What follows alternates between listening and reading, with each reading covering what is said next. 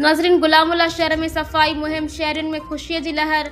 गुलामुल्ला मां बाबू खान हिंगोर जो रिपोर्ट मुताबिक़ गुलामुल्ला शहर में सफ़ाई सुथराई जे नाक़िस इंतज़ामनि ऐं गटरनि जी सफ़ाई न थियण सबबि केतिराई गटर बंदि थी विया हुआ, जंहिं करे गटरनि जो गंदो पाणी ओवरफ्लो थी घिटियुनि ऐं रस्तनि ते वहण लॻो हो।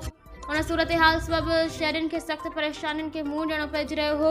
प्रेस क्लब गुलामुल्ला जी टीम पारां शहरियुनि जे मसइले खे उजागर कंदे गटरनि जे सफ़ाई सुथराई बाबति ख़बरूं सोशल मीडिया ते नशर कयूं हुयूं, जंहिंखां पोइ असिस्टेंट कमिश्नर साकरो ऐं चेयरमैन यूसी गुलामुल्ला फौरी तौर नोटिस वरितो। नोटिस खां पोइ सफ़ाई वारो अमलो हरकत में अची वियो ऐं शहर जे बंदि पियल गटरनि जी सफ़ाई जो कमु तेज़ीअ सां शुरू कयो वियो।